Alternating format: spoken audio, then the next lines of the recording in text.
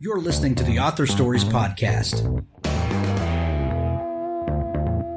bringing you the story behind the stories and the storytellers. Margaret White, Terry Brooks, Sheena Kamal, Matthew Quick, JT Ellison, Walt D. Williams, Brad Thor, Corey, Dr. O, Brandon Sanderson, Robin Mom, Ernest Klein, Jim Butcher, Sherwin Harris. Visit hankgarner.com for archives of all the shows. Today's guest is...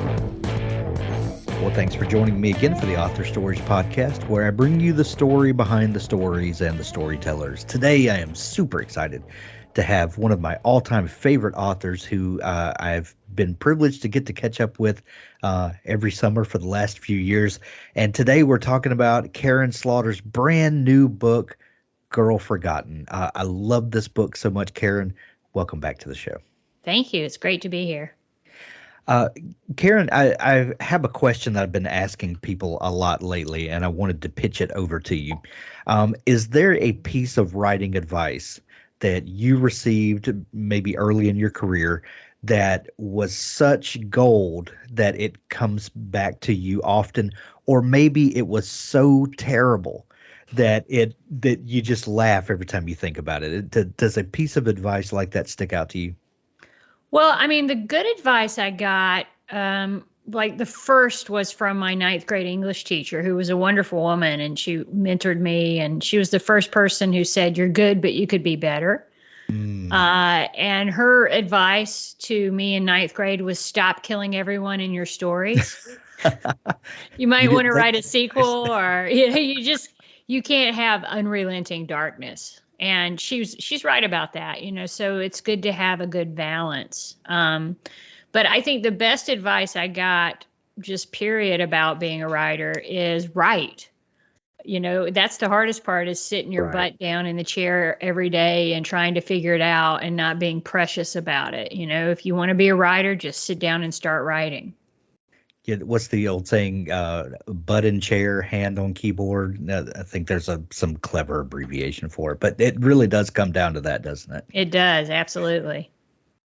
You've said in the past that one way of starting a book for you is to think of a crime and then see how your characters will react. That works very well for a series of books where the characters. You've got a kind of an existing cast of characters, and there may be tertiary characters that come and go, but there's a core group of people that you can kind of run through that exercise with. But what about a standalone book or the first book in a series where you don't know all the ins and outs of a character? How do you approach the thinking of story in that scenario? Well, it really goes hand in hand. Even with my series books, I've got to figure out who the entree into the crime is, which character is going to respond to it first. Sometimes it's Sarah, sometimes it's Will, sometimes it's Faith. So that it's all part of the storytelling, is who's going to be the emotional anchor to this story. And sometimes stories are very emotionally driven. That's where you get the suspense from. False Witness, for instance, is a very emotionally driven story. And the one before that, The Silent Wife, is really plot driven in a lot of ways, which is easier when you're doing a procedural sort of book. And I would say Girl Forgotten is kind of a mixture of both. There's a past element and a present element. So you really understand the emotional anchor is what happened in 1982. And then the more of the driving of the mystery and the investigation takes place in the present day. So it's really a balance of those two worlds. But I think as a writer, you've got to have both of them. I mean, if you have beautiful characters who don't do anything logical, then people will hate the book. And if you have a terrific tight plot, but no one cares about the characters, no one's going to really remember the plot. I wasn't when I first got Girl Forgotten from your publicist, I didn't realize that this was a recurring character, that Andrea, that I had seen her before. And as I got into the book, I was like, this is very familiar. And then I put two and two together that Andrea, that we've met her before. Is there, when you write a standalone, or what you think is a standalone, what then turns that into a series? How do you know that a character is a series character. Like there's more that I'd like to explore with this character. I think every good book has a question at the beginning that you answer at the end. And so when I was writing pieces of her, I felt like the question for Andrea is not just who is my mother, but who am I? Right. Since everything I know about my mother is a lie, right? So she has to figure that out. And there's a real evolution for her. You know, when we first meet her, she's just kind of floating around. She calls herself amoeba-like, just going from stimuli to stimuli. And her mom in that first scene is telling her, Laura, her mother, hey, you need to grow up. You need to start your life. And of course, being in a Karin Slaughter novel is always a way to scare the crap out of yourself and kind of move you from inertia. I wouldn't recommend like murder as a way to grow up, but it was a big starting point for Andrea. And now, we catch up with her a few years later, and she's taking control of her life. And in many ways, it feels like a standalone, because the Andrea you meet at the end of Pieces of Her is the Andrea that you find in Girl Forgotten. And she's a US Marshal. She's just like freshly minted out of Marshall School. She doesn't know a lot about what she's doing, but they've drilled a lot of confidence into her, because you have to have that kind of confidence if you're a marshal. And she gets an assignment that links her to something that has to do with her father's past. And so that's the question I started thinking about for Andrea, is like, okay, well, she knows who her mom is, but what if she finds out who her dad is? And the question for her is, I've got two parents who are pretty bad criminals. They're not good people. They've done really bad things. Only one has tried to atone for it. The other still would be out there criming if he could. So what does that say about me? And we all know, unfortunately, when you put on a badge, that doesn't mean that you're automatically a good guy. You have to earn that. And Andrea, through the course of the book, shows how she can earn that. It's so interesting because Andrea as a character, one, she's not a superhero. Yes, she's been through the martial training and she's got a lot of this stuff that's been drilled into her, but it's also an interesting exploration of nature versus nurture. Because if you want to talk about her nature or her inherited DNA, that's not good. Both of her parents are criminals, but she's also not been nurtured, so then how do you come out of having two strikes against you and become a good, accomplished person just kind of by pulling yourself up from your bootstraps? And I kind of hate that terminology, but sometimes you just kind of have to do it. Yeah. Well, I'm not a fan of that bootstraps either, because most of the time when people say it, they forget someone has to make the boots or buy the boots for you so you can put them on, right? But it's kind of appropriate with Andrea, because some people don't have this ability, right? But a lot of people can choose the kind of person they want to be. And Andrea is one of those people, and she can choose to be a good person or she can choose to be a bad person, because she has the tools to do one or the other, right? A lot of people who are bad still think of themselves as good. So I wanted to have her going through the process of choice, because I think that's a really important thing that I can only speak to women. I don't know what it's like to be a young man, but a lot of women in their 20s, they're just struggling and flailing around. And then they're in their 30s, they're like, oh, crap, I got to figure out how to be an adult. Well, that's when you figure out the kind of adult you want to be. Do you want to be the same idiot you were in your 20s, or do you want to take control of things and try to be the person that you'd like to be?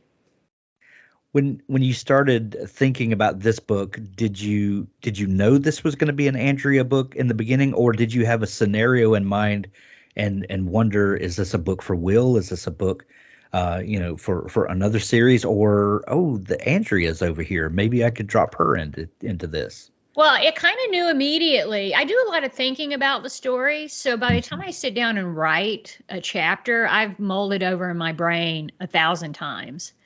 And the Andrea books are the only ones, except for a short story I did with Lee Child, that take place primarily out of Georgia. And so I knew when it was set in Maryland that it was going to be a different kind of book. And I start with a young girl named Emily Vaughn, who's in 1982. And, you know, we all talk about people being canceled on the internet, but Right. anyone who's been to high school knows canceling has been going on forever. Oh, And yeah. Emily is a girl who has been canceled in high school through no fault of her own. And I wanted to really show what that's like, particularly at that age, to, you know, kind of have been coddled her entire life by her parents and by this friend group, this clique that she's a part of. And then suddenly she's on the outside. And in many ways, it gives her a tremendous sense of freedom once she figures it out, you know, and she thinks, wow, I don't have to do what other people tell me to do. I don't have to be the kind of person I thought I was supposed to be. I can be my true self. Unfortunately, she's in the first chapter of one of my books, so, you know, things don't end out great for her. But she does have that moment of hope before things go downhill. Is that a hallmark? Anyone we meet in the first chapter not going to be good? Well, it depends on who the person is. But yeah, usually something bad is really, really terrible is going to happen. If only we could warn them. Yeah, noted. I'll remember that when I read the next novel. One thing you've never shied away from, Karin, is violence in your books. And you have a unique way of keeping the violence visceral and to a point where I have almost an immediate reaction to it while not being sensational about it, if that makes sense at all. Like you don't shy away from it at all, but you don't glorify it either. And that's really not a good word, but I think you know what I'm trying to say. Well, I don't want to exploit the situation. I'm not writing to titillate. And I feel very deeply about this because when I was a little girl, my grandmother was being abused by my grandfather. And horrific physical abuse. And we would go every Sunday for dinner after church because my grandmother would make it. And we'd be there with all my big strapping uncles who could have stopped it at any time. And sometimes my grandmother would have a black eye or a broken bone or a cut lip. And we just pretended like nothing was going on. And, you know, my uncles would even tease her sometimes about being clumsy. She wasn't clumsy. My grandfather was a violent alcoholic and he had beaten his children and he was beating her. And we didn't talk about it because it was considered, I don't know, personal between them. And, you know, I remember when I realized what was really happening and I went to my sister and said something, she said, "You're not supposed to talk about it." And I can tell you that not talking about it never, ever helped my grandmother. It only helped my grandfather. And so when I write my books, I'm mindful of this. I want to show violence for what it is. It's not sexy. It's not fun. There's nothing titillating about it. It's horrific and abusive and violent. And, you know, I don't think anyone should be thinking otherwise. But this is my way of showing what really goes on so that hopefully, you know, if it helps one person to say maybe we should stop ignoring this, maybe we should help, then I've done my job. Well, you know, crime thrillers and thrillers in general are nothing new, but we are seeing kind of a golden age for this type of literature. And, you know, as a kid who grew up in the 70s and 80s, I look back and I see lots of situations where stuff like that was happening and you just didn't talk about it. And I've never really thought about this, but do you think that might have something to do with why this kind of fiction is so popular right now? Because like we all have this buried stuff that we've seen all our lives that we just want to talk about now. It could be. I mean, it could between podcast and true crime shows and all that. I think it's more acceptable to talk about it. I think particularly women have been reading this sort of fiction all the time, but they never admitted it because they were a little embarrassed. Like they shouldn't be reading about crimes that predominantly affect them, right? Right. Like it was unfeminine or unseemly to be interested. And now, you know, it's mostly people don't give a fuck anymore, right? I'm just going to watch what I like. But I will say that everybody talks about binge viewing, but crime readers have been binge reading for years, their favorite series, right? I mean, I've done that too. There's nothing more exciting than when, for some reason, I've never heard of an author that has 10 books. And I just jump right into them and love every single one of them, particularly when there's a through line with a series, where you get to see them develop and change. I love that kind of stuff. So Yeah. I think that people are just more talking about it openly, that they love this kind of novel. It's always been a popular genre, going way back. It's always been sort of looked down upon as if it's not literature. And I would say, when something really breaks through, like Gillian Flynn with Gone Girl or Margaret Atwood with Alias Grace, those are crime novels, right? Those are thrillers. Yeah. But when the people who think they're really smart enjoy them, then they're literature. Another big trend in this type of literature over the last decade and a half has been the unreliable narrator. When you said Gillian Flynn, that kind of triggered.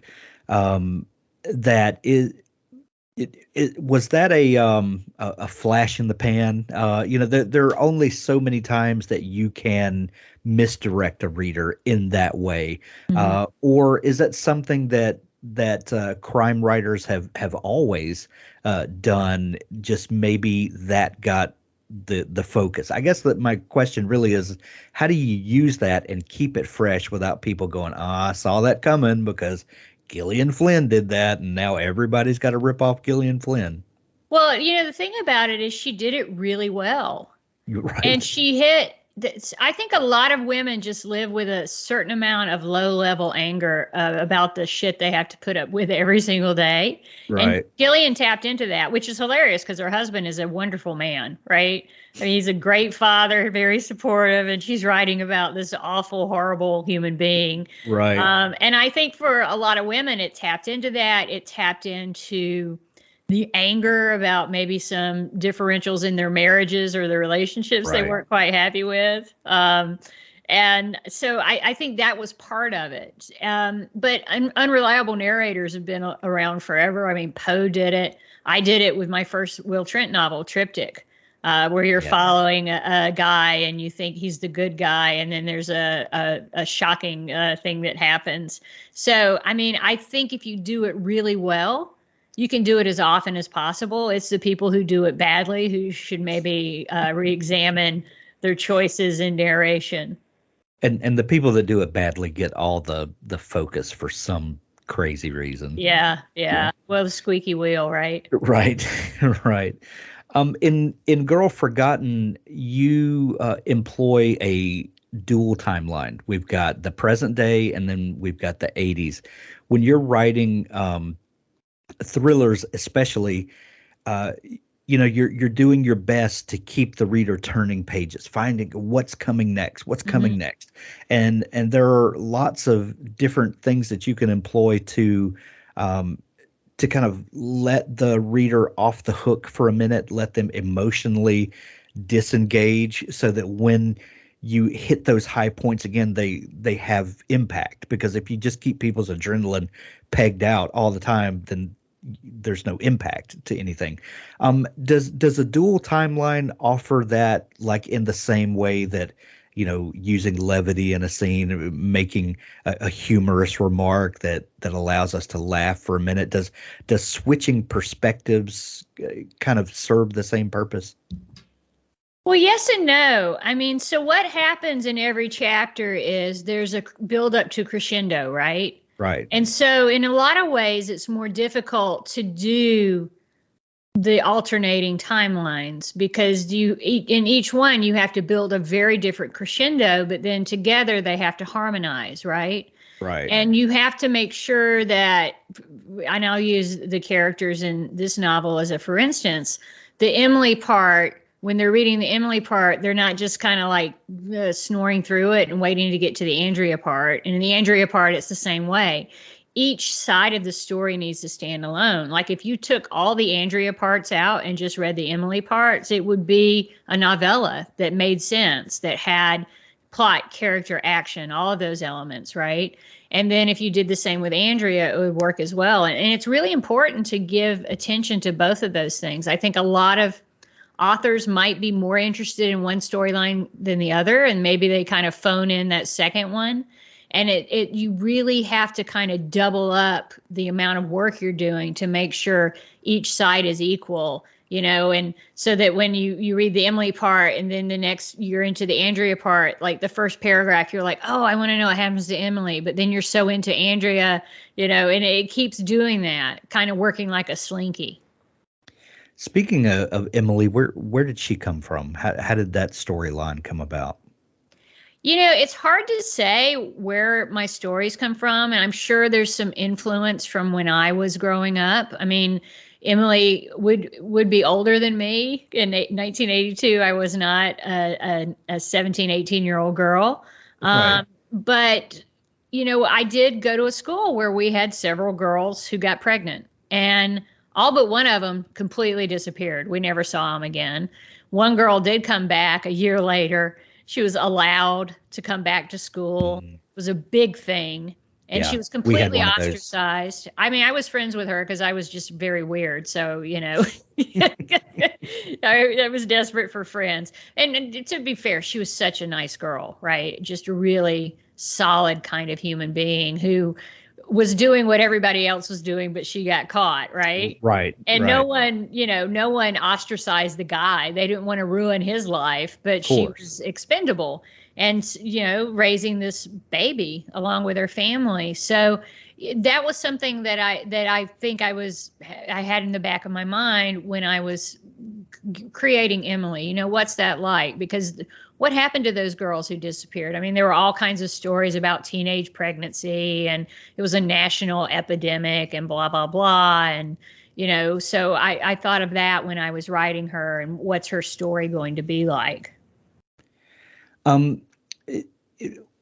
We find Andrea in this book. She's just graduated. She's thrust into the world of being a US Marshal. And how does she get involved with this previous timeline, with this other character? Like how do they intersect? Well, Andrea is investigating the crime because she thinks it has something to do with her father. And this is more of her, for lack of a better word, quest to find out, who she is through who her father is. Was he always a bad person? Was he always doing bad things? And she gets an assignment as a marshal to protect a judge who is in the town where her father grew up, which is Longbill Beach in Maryland. And so that's where her first assignment is. And it was really fascinating trying to find an entree into that crime, because I knew that Andrea was going to be a marshal, and I knew that this thing was going on with Emily, and that was the crime she would investigate. And I had to find the kind of law enforcement that would be involved in investigating something in that town. And just by happenstance, I thought, oh, US Marshals are in charge of judicial security. I mean, now everybody knows that, right? Because judges are everybody gets death threats lately. It's really horrific how easily people, usually it used to just be women on the internet who got death threats all the time, but now everybody's getting them. And so I thought, well, that's a good thing. I'll have a judge who's a federal judge who's receiving death threats, and Andrea will be in town for that. But she'll have her own private investigation going on the side to try to figure out what this crime was that happened 40 years ago and how it relates to her and her father. So I don't want to give away too much of the book because people need to go grab it. But are there going to be more stories for this character in the future? Well, never say never. Because when I wrote pieces of her, I thought it would stand alone. So I don't know, maybe. The thing about writing Will and Sarah books or some of my standalones is they can be real emotional journeys for me too. Yeah. So it's a little easier to write an Andrea's story because she is kind of removed from the emotional aspect of that. So maybe in the future between other books. So speaking of that, how are Will and Sarah? Oh gosh, I'm working on the next one, and so that's probably one of your questions. What's next? It's definitely Will and Sarah. I mean, they're having a rough time. I'll just leave it at that. Again, what are they doing in a Karin Slaughter novel if they want to be happy? Right. Nobody. No. There's never, and they lived happily ever after. Exactly. The book. Yeah. So you are working right now on a book with Will and Sarah. I am. I'm having to stop so that I can go out and tour. Yeah, I know, but I'll be right back into it as soon as I get home. All right. Well, I know you've got a busy day of promotions. Karin, the new book, Gone Forgotten, or Girl Forgotten. Can't read. Girl Forgotten. When you're hearing this, is going to be available everywhere. We'll have links to it where you can grab it from Amazon, either in hardcover or Kindle edition or audiobook. Grab it from Audible or visit your local bookstore, and let's support local books.